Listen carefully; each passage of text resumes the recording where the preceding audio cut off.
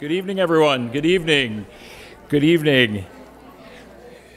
Good evening and welcome. Welcome to the McNay Art Museum. I'm Rich Asti. If we haven't met before, I'm the very proud third director of this great institution, 65 years old this year. And I'm also the first Hispanic director the McNays ever had. So yes. We're Peruvian and Bolivian, immigrated to Miami in 1971 under a military dictatorship. It was featured in last season's exhibition, Pop Amèrica. It wasn't my family story, it was a lot of people's story, but it was a really special show. Así que les quería dar la gran bienvenida al Museo de Arte McNay, el primer museo de arte moderno en todo el estado de Texas. Something I discovered not too long ago. So you just crossed our campus and entered the very first modern art museum in the entire state of Texas. And tonight we are here to celebrate a wonderful distinguished lecture series featuring the incomparable artist, educator, community champion, and community activist, the great Judy Baca.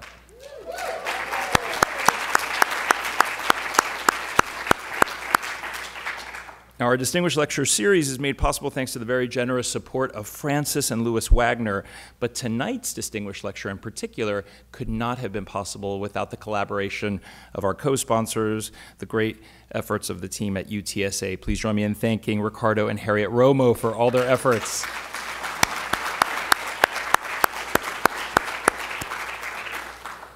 So 90 years ago, this very year, a woman from Ohio, a woman artist from Ohio, chose a goat farm outside of San Antonio to build the finest house in our city.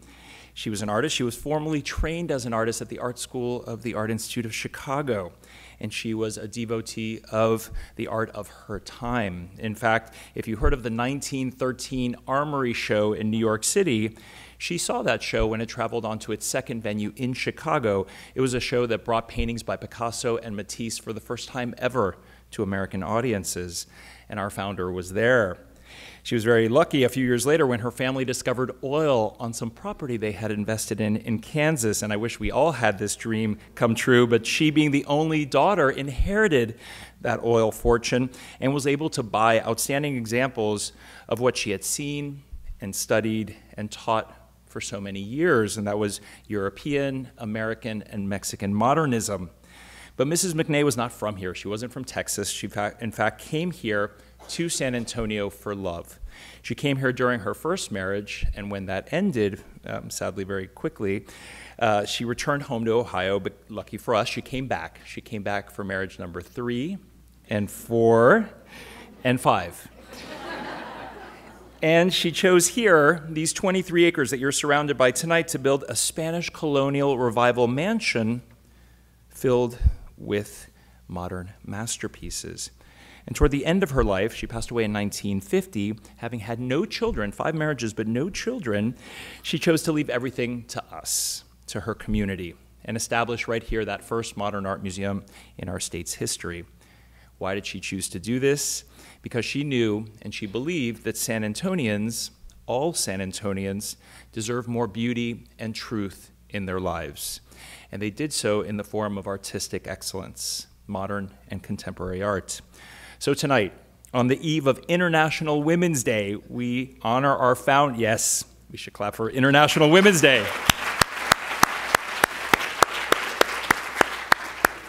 We honor our founder's commitment to our city, to San Antonio, with a lecture series titled Women Who Rock. And we kick off this series on a very high, important note with Judy Baca herself in the lecture you see on the screen, Resistance and Affirmation. The series will continue after Judy's lecture tonight on March 21st. You can mark your calendars for the second of the 3-part series with Tony-nominated designer Ana Luisos of In the Heights. And it'll conclude on April 4th with the last of the lectures, the owner of Girls Auto Clinic, a self-identified she-canic, Patrice Banks, speaking directly to the exhibition on view directly above you, American Dreams, Classic Cars, and Post-War Paintings. Now, Judy is not a mechanic, at least I don't think you're a mechanic, but I do know that your father was involved in lowriders in the 60s and 70s with the upholstery. We have proof of that on the screen. I think your father collaborated with you on your very famous work, Las Tres Marias. She may talk about that later, but she is in fact a painter. We're going to hear about her murals. She's a muralist. I love this too, a monument builder, a scholar, and an art teacher in the University of California school system, and had been since 1984, only recently retiring.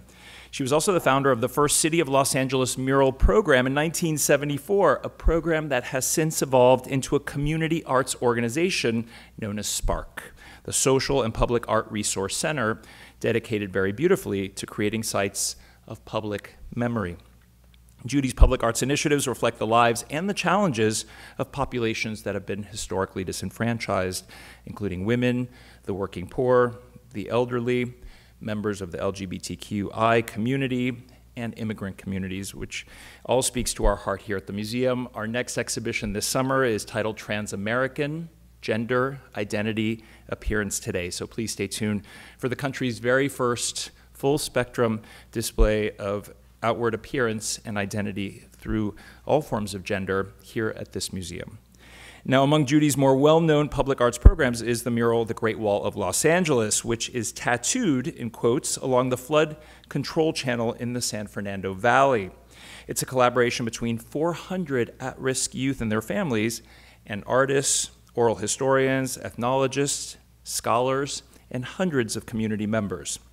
The Great Wall of Los Angeles depicts a mile-long multicultural history of California itself, from prehistory through the 1950s, and we'll all be delighted to hear that there are plans underway for the next 4 decades of that evolution.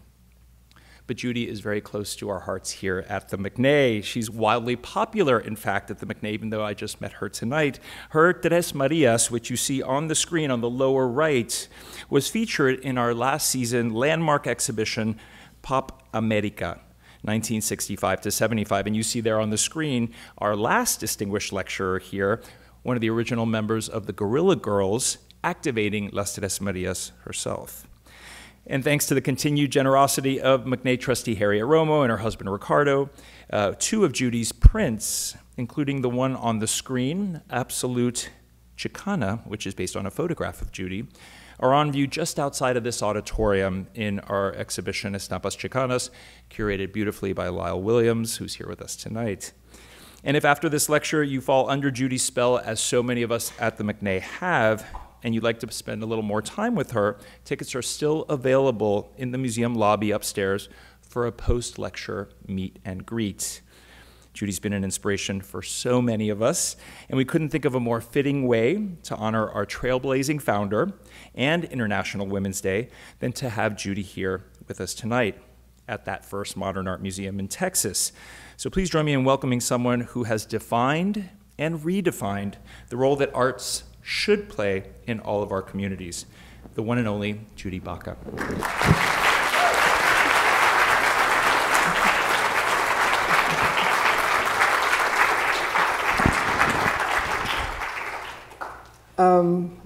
I'm actually live. You can hear me now.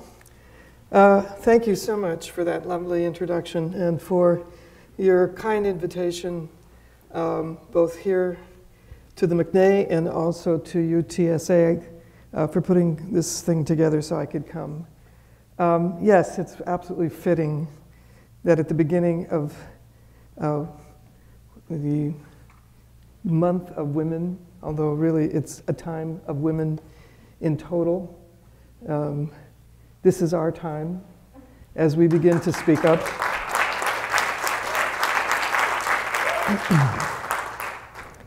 And I'm here to say that I am one of the original Valley girls.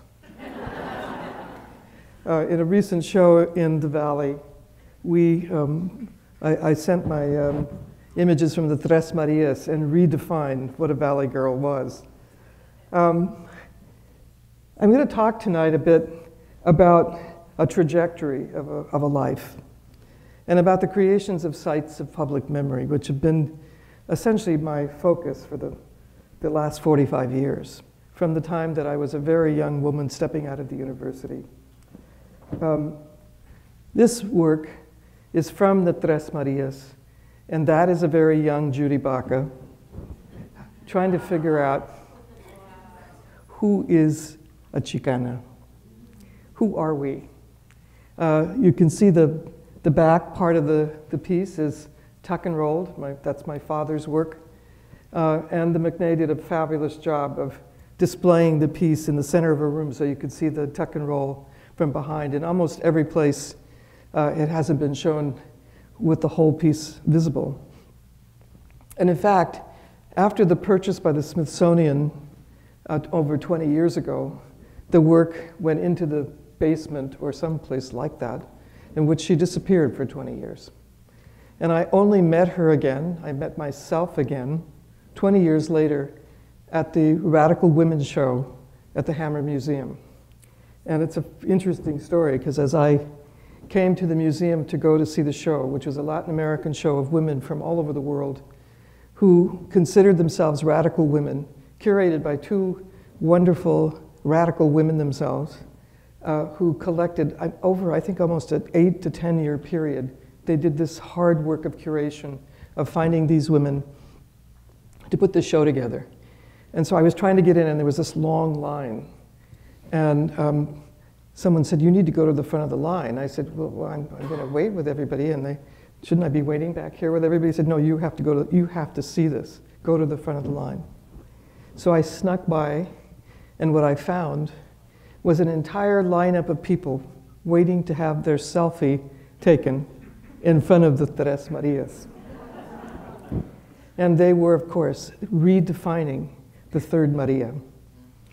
At the time I was making this in my early 20s, I was trained in a Catholic school. I grew up, you probably might know this place. It's famous for the two places that I sort of spent my early childhood. Was one Watts, and I actually asked this group of students the other day, how many of you know Watts? And I think I was in the South, and nobody raised their hands. And I was like, wow, nobody knows Watts. Watts, where I was born, is the site of the largest riots in America in 1965. And at the time, it was a African-American community and a small community of Latinos. That's where I was born. And in an effort to become, my mother was a single mother, in an effort to become more upwardly mobile, she moved us to a place that she thought would be a whole lot better, called Pacoima. Those of you laughing know that it wasn't better, that it was, in fact, another barrio.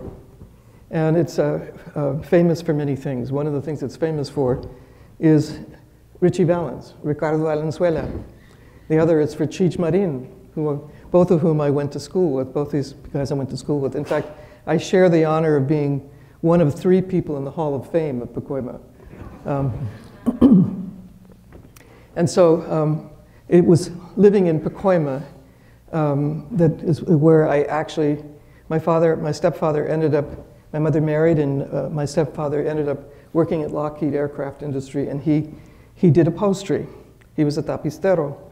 And in that, he learned how to make all these wonderful things, and he made a low rider kind of treatment to the back of this work. What's important, you can see this, there's two Marias, okay? The one Maria is the Pachuca, okay? The Pachuca is a figure from the 1940s and early 50s. And she is really, in a sense, not me. She's my cousin Esther that I desired to be. She was older than me.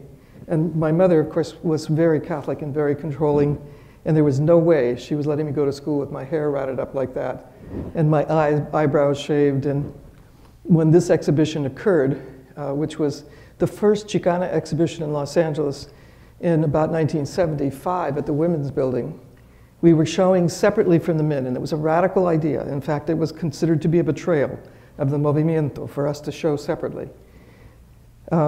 And we decided to take the different avenues of the women, the different kind of characteristics of Chicanas, and we called the show Venas de la Mujer.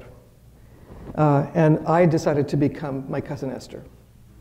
And my mother was completely horrified that I had somehow ended up back where she tried to keep me from being. And the second figure is Flaca. Flaca is from Pacoima. She's part of a group called the Tiny Locas or Cyclonas. And these are some of the unseen In fact, you're probably one of the first groups that has ever seen these images. They're coming up out of the archive because as this work became kind of sought after and became sort of a rage, people kept saying, do you have more of those Chicana images? I said, you know, actually I do have a whole lot of Pachuca images. And this is me acting out what was the character that she was going to be in the installation. The installation was a vanity table in which I was transforming myself into the Pachuca. And in the 1940s, she was the counterpart to the Zoot suitor.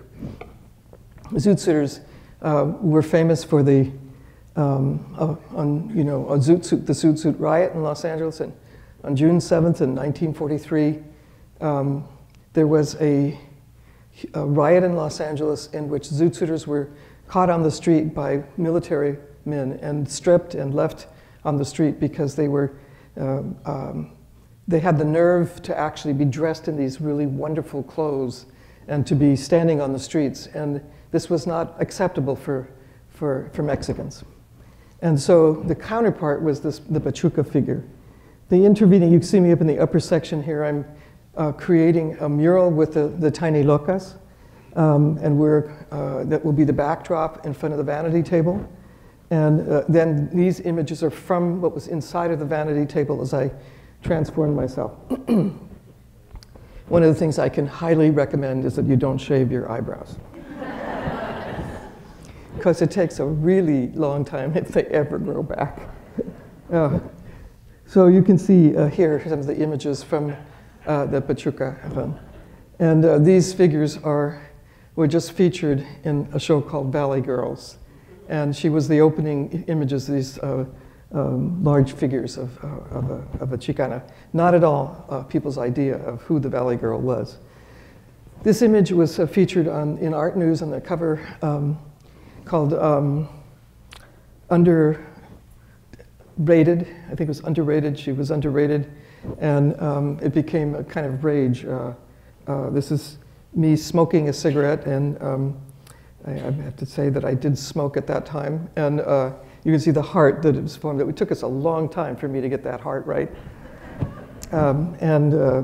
These photographs are by a wonderful photographer named Donna Deitch, who became very famous for her film that was a radical women's film called Desert of the Heart, and it was the first lesbian feature film that was made in 1984.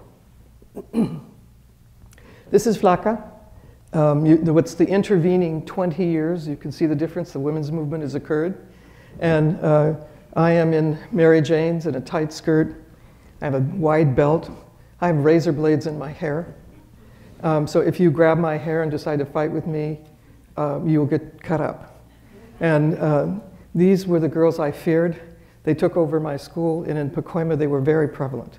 With arms linked, they could clear the schoolyard. And I thought that was really, really cool. And I thought, what makes them so powerful?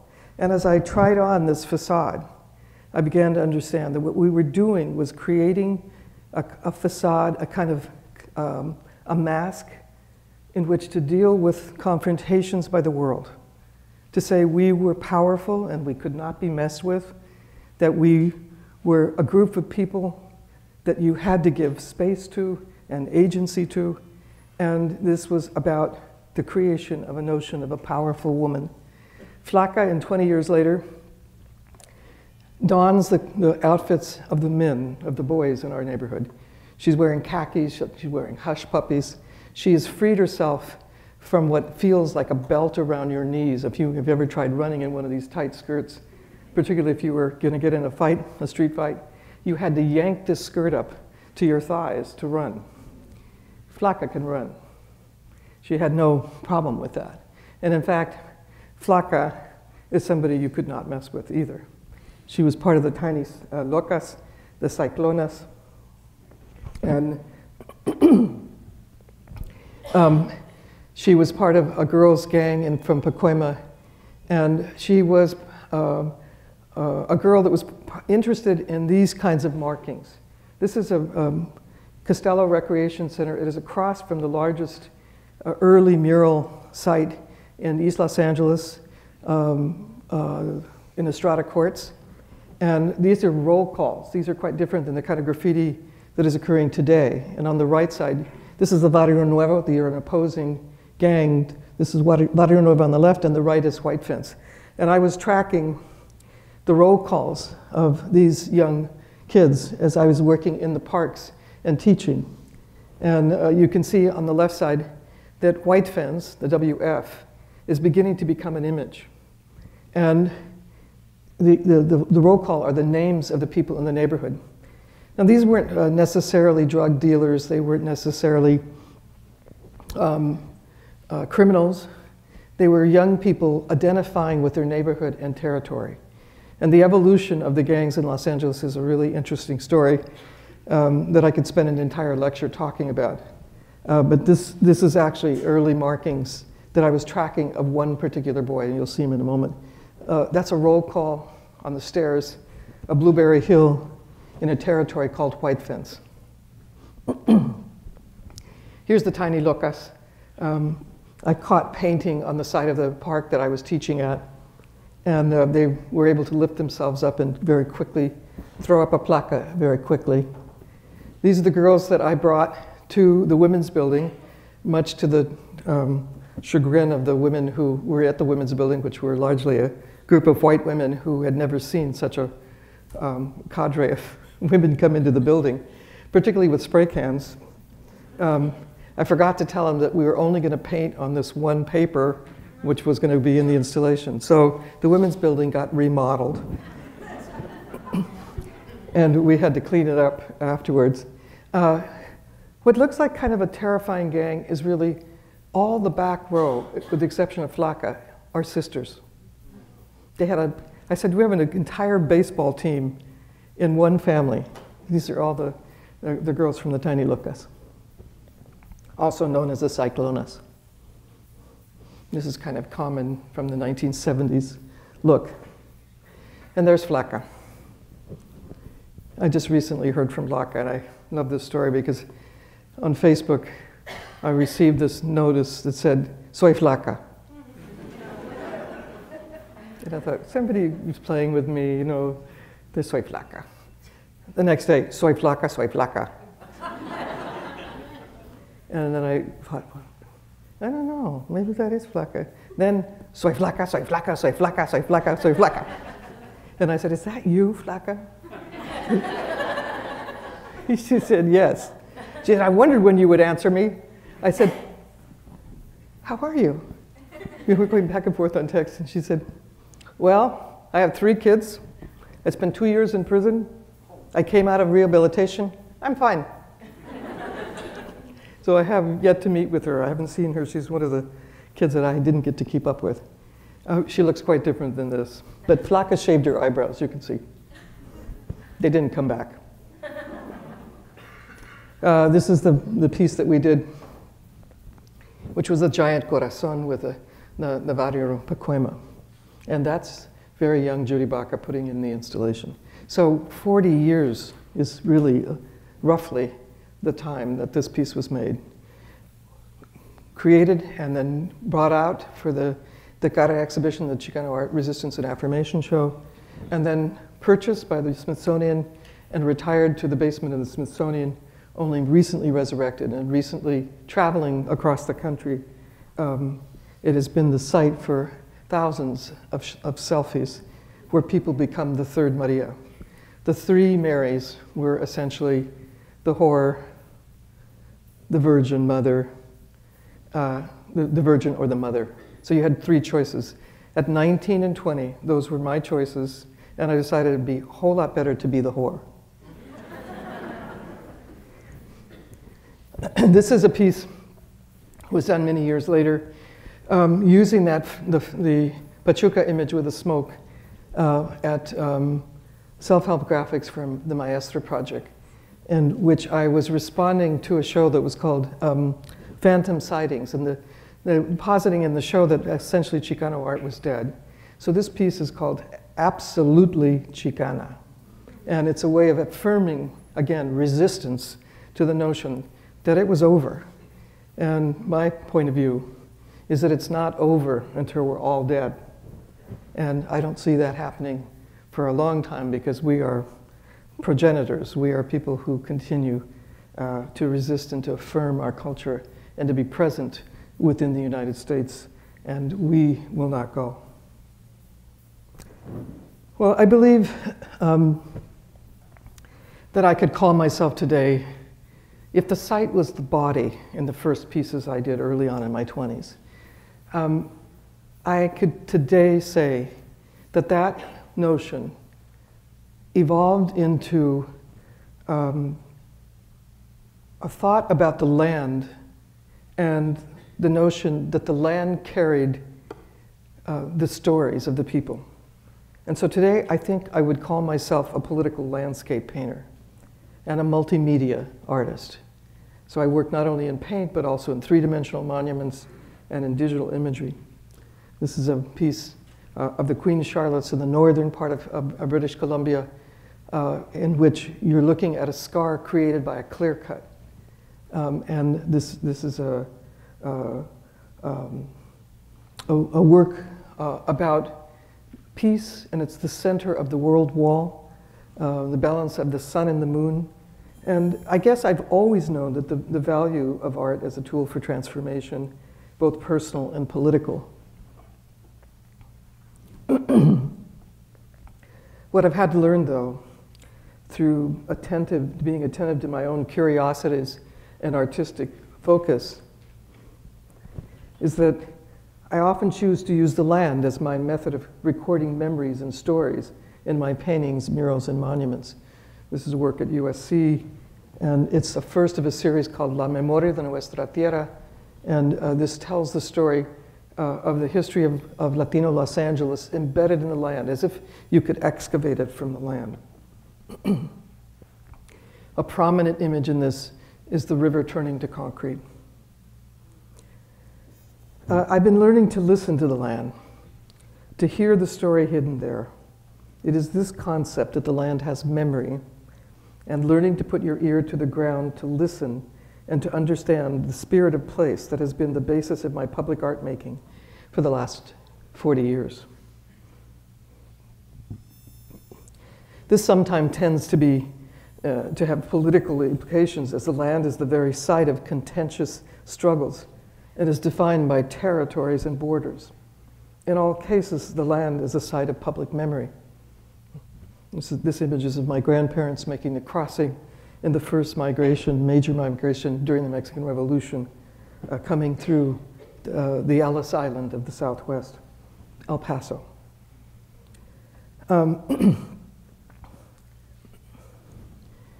I created this mountain to give information to my students about what it means to actually listen to the land. How does it work? It is from this idea that memory is somehow embedded in place, which reaches across so many cultures, that I derive the mountain as a conceptual model of an excavation of memory in a public artwork. It's a reminder that history does not begin when you arrive. We, as humans, feel the need to stand where important historical events happened, to understand the event, to feel the story. It's common across so many cultures. And in our landscape in Los Angeles, you can often see it exemplified in various monuments throughout the city. We are a city of 129 different languages in various cultures, beginning with the inherent nature of the site, which might mean that this area was formulated by a glacier, and it becomes the most fertile area for planting in the Central Valley of California. Or the topography might be the fields that are there currently. The spirit of the site is all things that lived and were there over the history of the place. The current enactments is the people who have asked you to paint over the burial site of native people in a shopping mall so that they can deal with the bitter pill and make it go down more smoothly in that place as the artist becomes engaged in gentrification. What does the artist see on the site? You know, that is the point in which the artist enters, but not without the examination of all of these other sites, other layers of meaning. Can we make a meaningful artwork in place?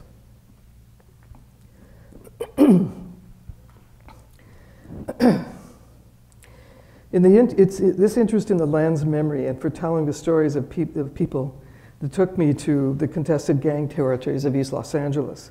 It was in the barrios of Los Angeles that I became known as the Mural Lady. It was a title I was uneasy with because, as you can see in my earlier work, I was trying to figure out what a lady was. And I knew that I didn't want to be one. It didn't seem to be a very empowered position. Negotiating between warring neighborhoods, I formed my first teams in the city of Los Angeles.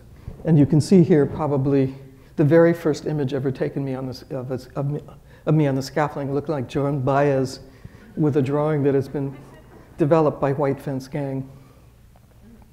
White Fence, the young man who made all those markings, is there on the right. He's 16 years old, and he is considered to be a dangerous gang member, but essentially he's a child. Took me to the agricultural fields of California, where Mexican immigrants harvested. This is the broccoli capital of the world. It took me to the urban gridlock of Los Angeles freeways to paint a 100-foot-long mural with a 35-foot woman to commemorate the first time women were allowed to run in the Olympics in 1984. Hard to believe, but up until that time, women could not run the marathon in the Olympics. And around the globe, most recently to El Salvador, on the border of Guatemala, to work on the reconciliation in a divided post-war country. There I work with over 100 artists to produce the first works on domestic violence against women and the rights of children to not work in the coffee field. The children's hearts were becoming enlarged by the burning of pesticide fallings from the trees because of the pesticides embedded in the wood.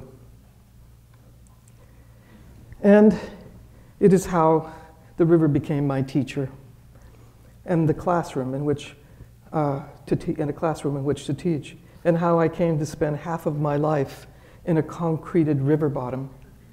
Actually, most of my teaching and learning has not been in classrooms, nor has it been called education, but instead art and community transformation. For much of my career, I wasn't even called an artist. I was called a gang worker, a youth worker, an urban artist, many, many names, some of them not nice. Very often, I was confused with the gangs that I worked with. This image is probably the image that is the original river of Los Angeles. The story of Los Angeles, where I was born, like many great cities of the world, was formed on the banks of a river. And the Tongva people, the people of the earth, accommodated the rising and receding waters for centuries. So when the river rose, they moved away. When it receded, they came back, and they had this sort of dance with the river. But as the city grew in the late 20s, after a particularly bad period of flooding, it was determined by our city fathers that the river had to be tamed. The river had overflowed its allotted space and destroyed valuable real estate, by then Los Angeles' most valuable commodity. The first settlement was called Sonora Town, named for the people who came from Sonora, Mexico. This is an image of that. And you'll note something very strange about that picture. The doorways to this area are about 5 to 6 feet off the ground because the river would come and fill that particular area. As a child, I watched as the river, the arteries of the land, were turned to concrete. I think I can trace the beginning of my career as a political landscape painter to growing up alongside of the Los Angeles River and watching its transition.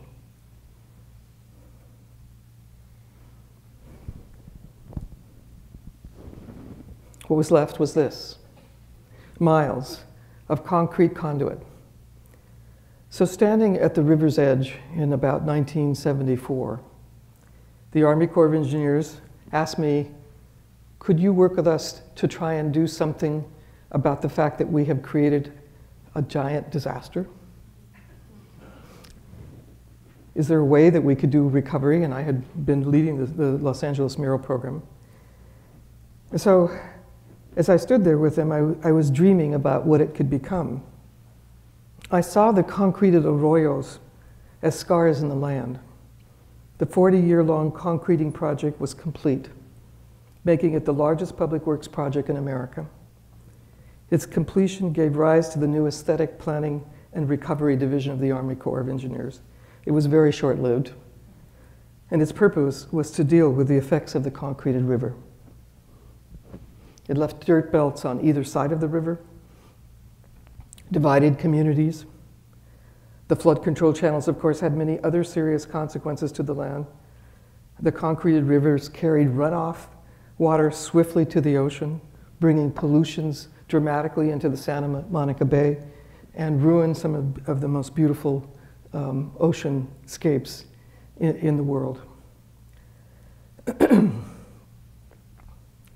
It deprived the aquifer of water seepage, ground seepage. It created the problems of insects, and so they had to make a mosquito abatement division, and on, the story you know of the kind of consequences of intervention in the natural landscape.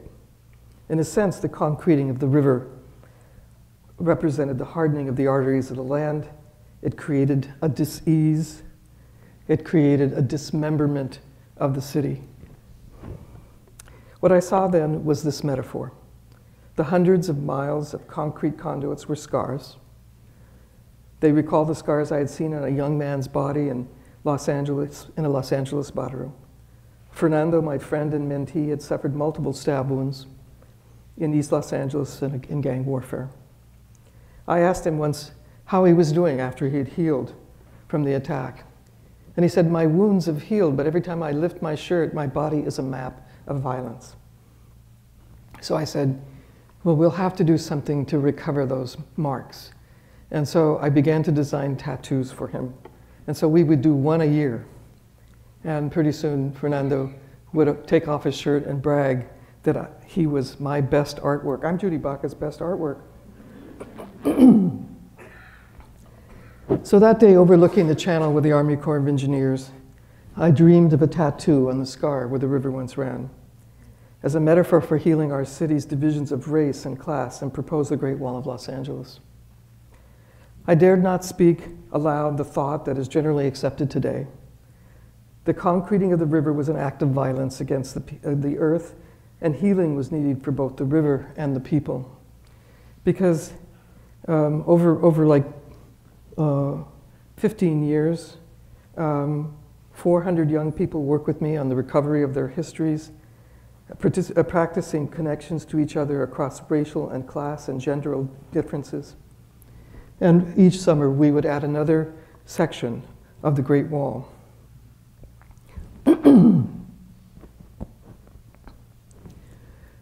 New teams would come to work on each of these sections. And we tattooed the scar where the river once ran in the San Fernando Valley with images that would remember our dismembered history. Black, Latino, Asian, Native American, women. Lifelong connections were made between all of us. I was a participant as well as an artist initiator. The vehicle for this action was art. The result, the still growing half-mile-long mural.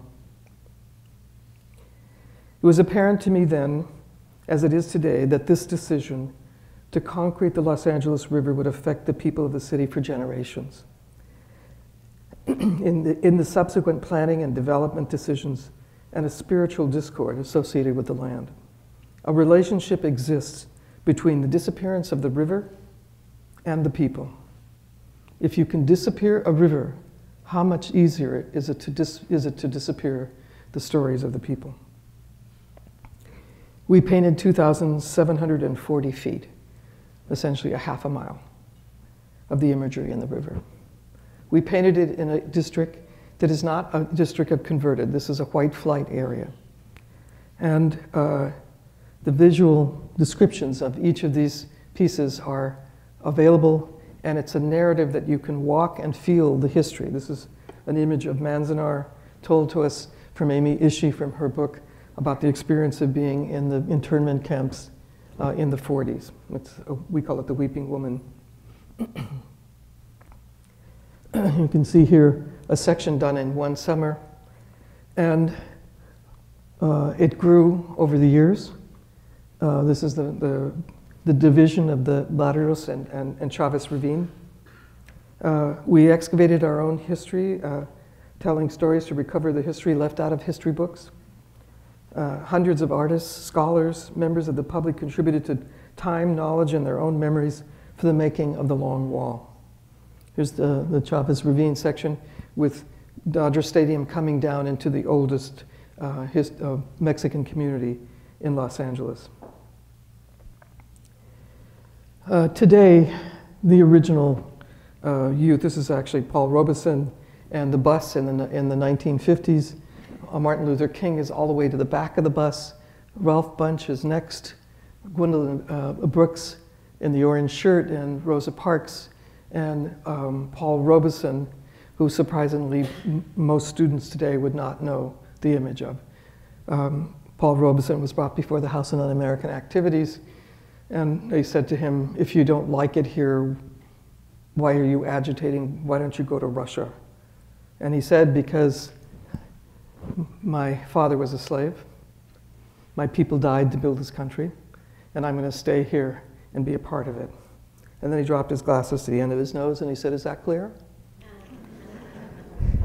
And I promised the kids that I would always tell that story when I showed Paul Robeson. Today, the original children of the Great Wall are grown, and they are returning as alumni to work with another generation of Great Wall youth.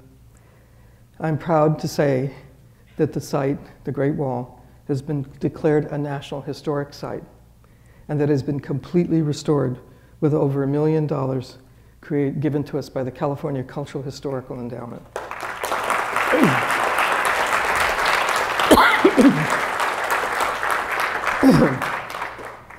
But one of the stories that is so incredible to recover is the stories of the people who did this piece with me. This is Ernestine Jimenez. In this image, she's 14 years old. She's pregnant. She is a gang member. She has had a struggle with drugs. Her brother has been killed in interracial warfare. And she was a person that I was told was absolutely not a candidate to be a Great Wall kid. I didn't listen. I resisted. And I affirmed. And I brought Ernie to this production. Ernestine and I have been friends for 40 years. And her son is here depicted 2 years later as she's become a crew leader on the production. Here, 2 years later, she is a supervisor leading another team of young people. And almost 30 years later, she is here speaking out for the National Hispanic Heritage Awards video that was filmed at the wall. And she's speaking about the experience of the Great Wall. And I'm going to ask your indulgence to listen to Ernie's voice for 4 minutes on this piece that was done about her. Let's see if I can get it to run here.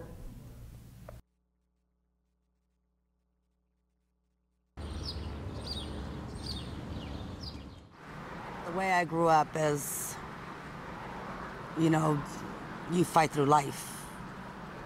You know, I've got 10 brothers and 6 sisters, and I'm the baby. And it was a fight in my house all the time. And that's the way I believed you're supposed to have grown up, to fight through life. Don't like nobody but your own race.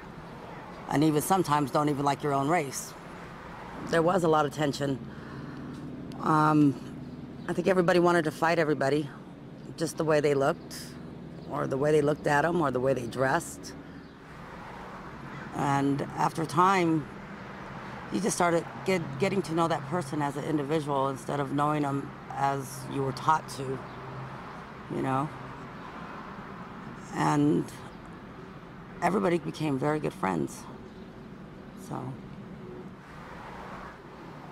It took a lot of growing up. I'm not saying that first year did it, because it didn't. It took a lot of growing up. but I made a lot of friends through the 4 years, and every year I understood something else, every year. I wouldn't have went back to high school because I wouldn't have had a role model to push me to go there. Education was Judy's #1 thing. As long as I stood in school, you can come back and paint the mural. And that's what, even though I got in trouble in school and fought and everything, that was my #1 goal. I wanted to come back. I had to come back. What really kind of freaked me out, though, is when I met the people that, when we painted the mural of the Holocaust, and I met the people that had the tattoos on them, that kind of blew my mind. That made me cry. Because I know there was another world that was harder than mine. And I just really felt for it. This mural opened my eyes so much. Even when I'm down and out, I still walk by here. And I thank God I did accomplish something in life. And it makes me feel good. And I think if it wasn't for this mural, for me to have my name on it and to have accomplished something, I don't know where I'd be.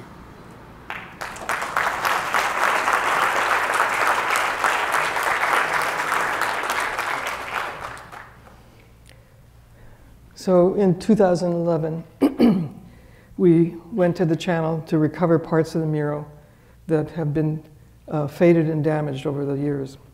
And so this is the full crew working under parachutes in an incredibly difficult heat.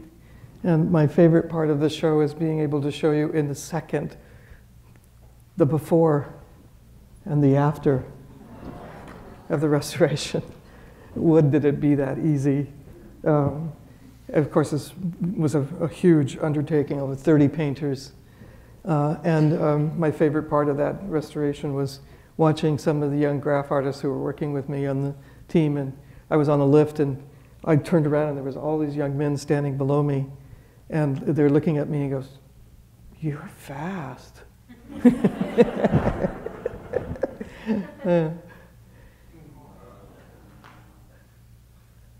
McCarthy, the Red Scare, the House on American Activities in the Blacklist. Chavez Ravine. This is just short of 750 feet of the entire mural. And today we're beginning, within the next probably 30 days to 60 days, we're beginning the building of this bridge. The bridge will go over the river, and it is the creation of the relationship between social justice and environmental justice. So on these sedimentations that you see in the wall, we're using the debris from the river, the bottles, the cans, the shopping carts that have run through the river.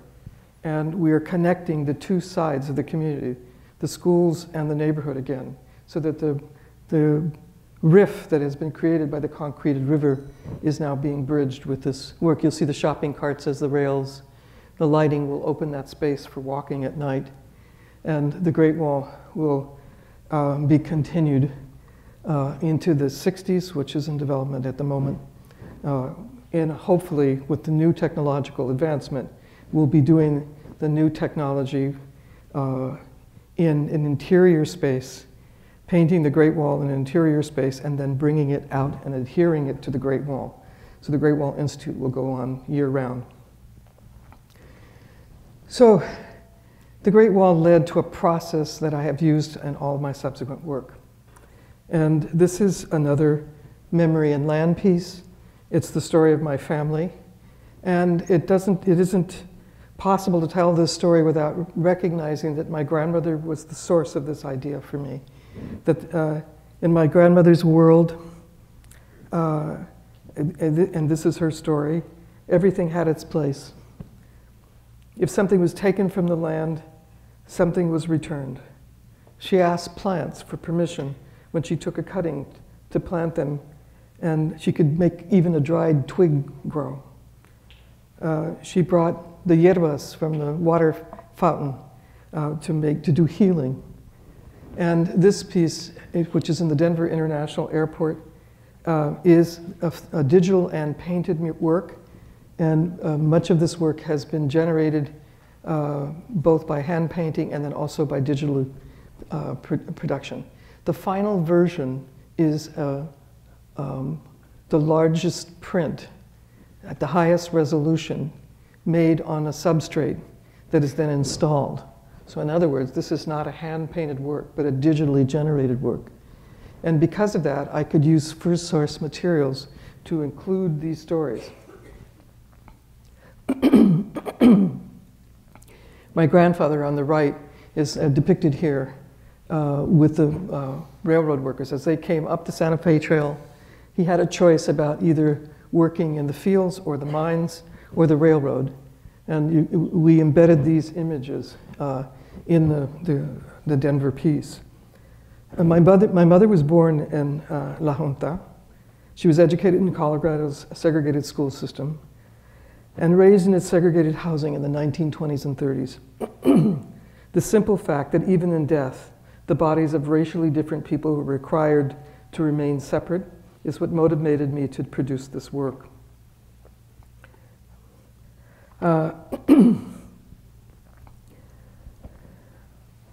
And I was interested in to tell the story, to give dignity to the mestizos, and the stories of countless others who had toiled in the mines and fields and the railroads of Colorado.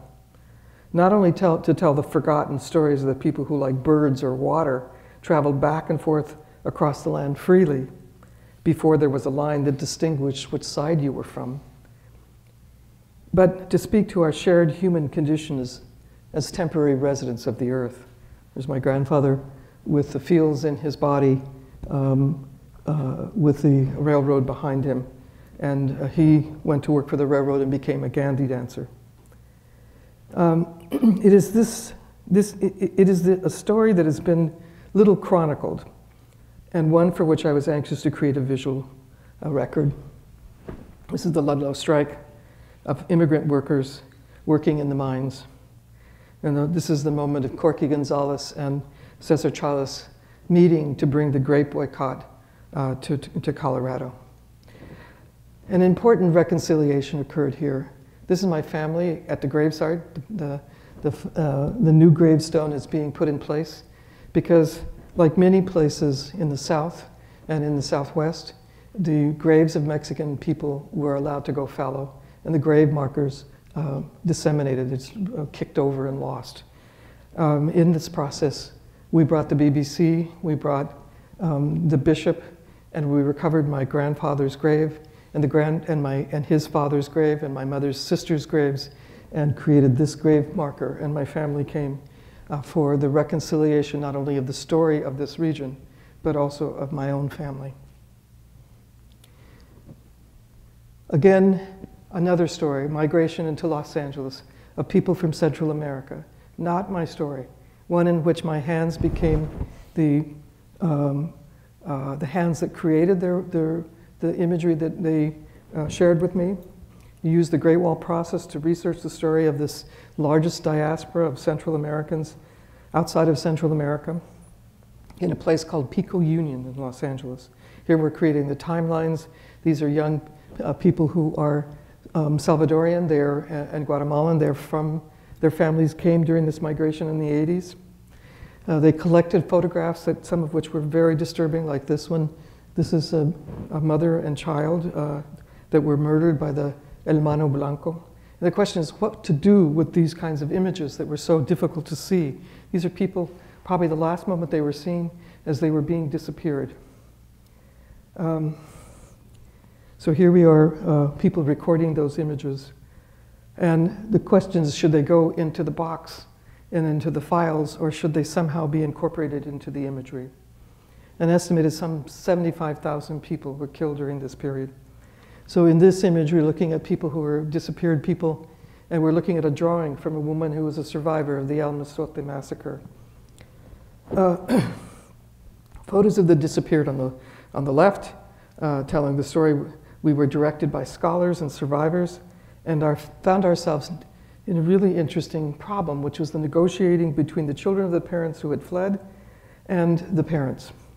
a generational conflict arose as the young people argued against the difficult imagery in their mural, and many parents shared their story with their children who had been reluctant to speak about it in the past. And the parents said, no, you have to tell the story. And so today, if you go to the Central American Research and Education Center, you will be taken on a tour by young Mayans who will walk you through this imagery. And this is an image they all agreed on. A young, resilient young mother standing fearlessly in front of a paramilitary troops, and the people who are migrating, the golden people. The piece is called The Migration of the Golden People, and it is installed here. You can see how we incorporated the disappearing people. The dead is represented. This one, the hardest part was, how do you represent the dead? And you'll see these apparitions in the ground underneath the Sabine tree of the 75,000 people. Here, you can see the piece installed in the central center of the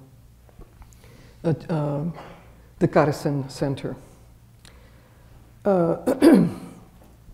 It's a digital mural with first source materials and hand-painted imagery.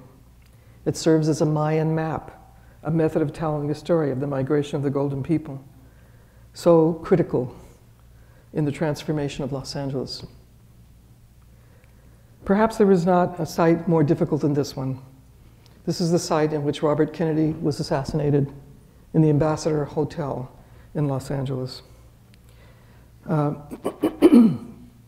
This is the Robert F. Kennedy Memorial, Tiny Ripples of Hope, perhaps one of the most difficult sites I ever worked in, of public memory, because at this point, on June 5th, 1968, our whole idea was transformed. We lost a great hope in leadership, and perhaps as Americans, we have never really recovered from that moment. Everywhere Bobby Kennedy went in Los Angeles and in California, he had just won the primary the night that he was assassinated. These were the kind of posters that we were handing out. The Latino community saw him as a hope for the future. And at the time that he was running, he was reading Siddhartha. He was transforming himself and studying leadership. What could he be if he was become the new president of the United States? And people swarmed to him. This was not uncommon in all the pictures and research that we did in the telling of the Kennedy story. The Ambassador Hotel was the place where kings went. It went, people from everywhere in the world found themselves at the Ambassador in this magnificent hotel. Kennedy gave his speech, his acceptance speech. Dolores Huerta was there, standing with him. Paul Schrade, who walked with him down this corridor. And he stopped to shake the hand of Julio Romero. And at the moment that Julio shook his hand, shots fired out. And Paul Schrade was hit first, and he fell down in front of Bobby Kennedy.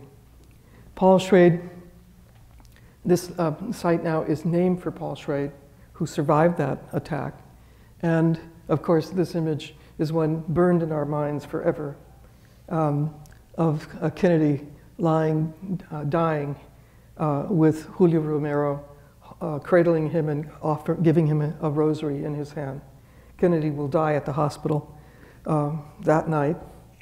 And my problem was, how do I tell this story without creating an image that is about the worst hour of his life? And how is a site of public memory one that is so fraught depicted? In preparation for the delicate installation here, we created a digital mural. This digital mural is 75 feet long by 15 feet high. It's at the highest resolution ever printed. It's painted entirely on screen. And I was looking for a way of talking about tiny ripples of hope, which was the speech he gave in South Africa. This is a view of me on the scaffolding. The ripples of hope will be done in gold leaf. The other part of it will be on a canvas that then will be mariflaged onto the surface. This is the digital image. As I said, Kennedy represented for many the hope for our leadership that we all dreamed of. And of course, our country was forever changed by his death. And perhaps taking a turn in leadership from which we have still not recovered. These are people, all of whom supported Kennedy's ideas. They are real people. The hands that are reaching for him are people like Dolores Huerta and Paul Schrade, the Mexican-American Legal Defense Fund. All of these people who came through my studio, we photographed and then I painted their hands so that they would be real people that would hold up this idea of Kennedy. The star in the background is a star that represents John F. Kennedy. What Kennedy said in South Africa was that few will have the greatness to bend history itself, but each of us can work to change a small portion of events, and the total of all these acts will be written the history of this generation. And of course, he's talking about my generation. Each time a person stands up for an ideal, or acts to improve the lot of others, or strikes out against injustice, he sends forth a tiny ripple of hope, and crossing each other from a million different centers of energy and daring, these ripples build a current that can sweep down the mightiest of walls of oppression and resistance. So there's the completed work, and it is one of two pieces facing each other in the embassy ballroom where he gave his last speech. So if hope is the antidote for sociopathic children, the other part of that alchemy is compassion, hope and compassion. So we're looking at kids coming in from the Pico Union region. We're looking at kids coming in from Koreatown. And this school desperately needs to teach children in the library from kindergarten through 12th grade, hope and compassion. If the previous work is about hope, then the second one is about compassion. Kennedy said, I come from tons and tons of gold from questionable sources. And after his brother's death, he begins his quest to become an enlightened leader. He goes from place to place, talking to the Appalachian miners. He visits with Cesar Chavez in La Paz. And he says that there's 6 issues that we must address in our time. And this piece is called Seeing Through Each Other's Eyes. At the opposite end of the library, in Seeing Through Others' Eyes, a lotus blossom determines the composition of the mural. This is in deference to the Korean part of this community, both formally and conceptually. I drew inspiration from Robert Kennedy's words describing that what we had to deal with in our time, we were facing in our generation, was war, healthcare, poverty, intolerance, or equality, education, and the environment. Sound familiar? He was speaking to students of the 1960s at this time, and of course, we're still dealing with these same issues. So each lotus blossom holds a different aspect of this. This lotus blossom is healthcare, and in it I depict my mother and my tia, and they are with their madrina, who's 107 years old at the moment that they're meeting with her. Kennedy goes to meet with Cesar Chavez, and he helps him break the fast, because Cesar Chavez is determined to die on this fast. And Kennedy breaks bread with him, and here you can see him breaking that bread and doing a mass. And behind him is Dolores Huerta, and Julio Romero, and Charles Kim, who is the founder of Koreatown. In these images, a little girl is praying that she can become educated. She's crossing her fingers. She's coming through a metal detector into a crowded school and just saying, let me get through this, right? And on the other side is the environment, dealing with the global warming that is affecting the Arctic, the clear cuts in the most remote areas that have created scars in the land, looking very much like a wound in the land. And there's some beautiful, pristine environment of what that landscape looks like. So seeing through others' eyes. is the compassionist part of this site. The World Wall is another traveling installation mural, one in which it travels from site to site, and each site in another country, another work is added. These are portable panels 10 feet by 30 feet. They represent 360 feet of mural. There are 9 panels now. It's still a work in progress. And what you're looking at is Gorky Park at the time during Perestroika and the fall of the Communist Party. And we are opening with the creation of a new work by a Russian artist. The babushkas cleaning the space. 150,000 people will come to this opening. And this piece will be contributed by the Russian artist Alexei Begov. And this is called Waiting for the End of the 20th Century. And what he is doing is creating the blind, leading him into the future. And the cross represents the Russian people. The people in the cluster are making a sign of a cross as the churches have just been opened. This is Alexei at our opening as he's speaking to the giant crowd. So we now have contributions from Mexico. We have an Israeli-Palestinian collaboration. We have a Finnish collaboration, and most recently, a Canadian. This is Lincoln Park, where all this work began for me, as we do an installation of the World Wall in Lincoln Park. The center, this panel is called Triumph of the Hearts, and it's about the fact that we must change ourselves if we're looking to change the societies that we're living in. And we need to walk into historical precedents. So holding the candle is a young African-American man, one of the most fragile of lives in our society.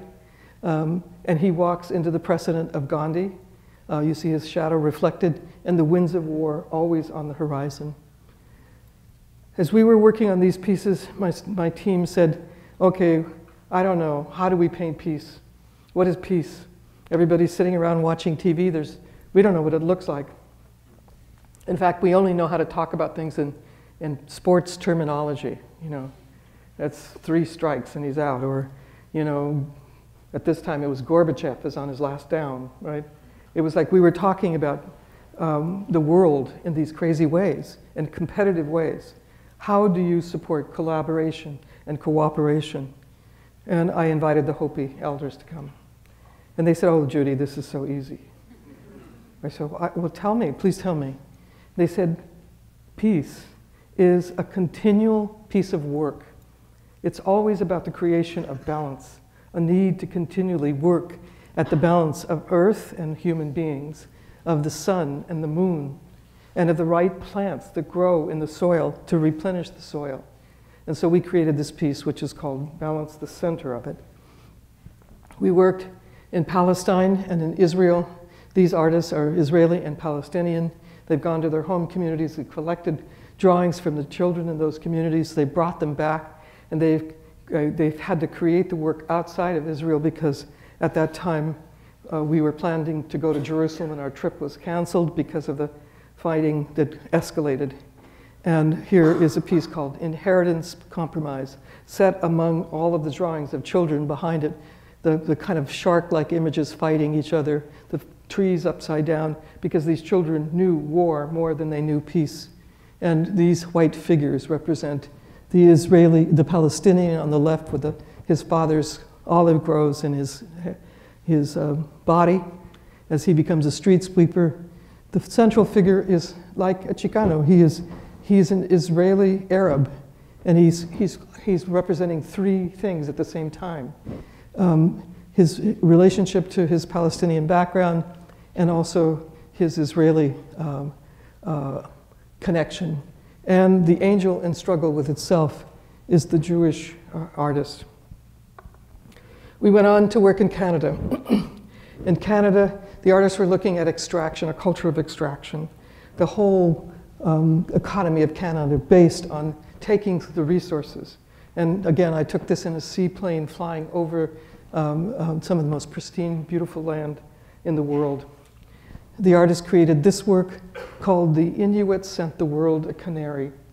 And this work was created and completed in a tractor shed on an island off the coast of Vancouver, now complete and added to the World Wall.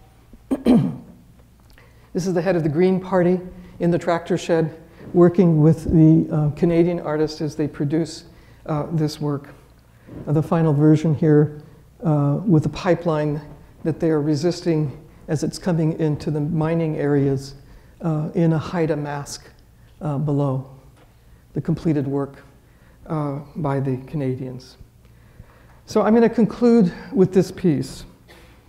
This is a piece simply about joy, because the opposite of dying is dancing. And this work is called Danza De La Tierra. It's at the Dallas, here in Texas, at Dallas Latino Cultural Center, and in the Legorate building. And this was the site for this work at the entrance of their Performing Arts Center. A mural is not an easel painting made large. A mural is an art, a piece of work created in relatedness. Relatedness to the architecture in which it is painted, to the people for whom it is painted. A mural's composition draws the body of the unsuspecting passerby into the painting by the solar plexus yanking at their heart. So this is what I was thinking about as I was producing this work, now installed in the Dallas Cultural Center. In the body of the dress are all Texas artists, Latino artists. You'll see Luis Jimenez, you'll see Santa Barraza, you'll see Selena, Rudolfo Anaya, and others depicted in the dress. And here is the final installation. Murals sing gospel from our streets, preach to us about who we can be, what we fear, and to what we can aspire. In their highest moments, murals can reveal to us what is hidden, challenge the prevailing dialogues, transform people's lives, exercise our most important rights of free speech. With that, I'll conclude.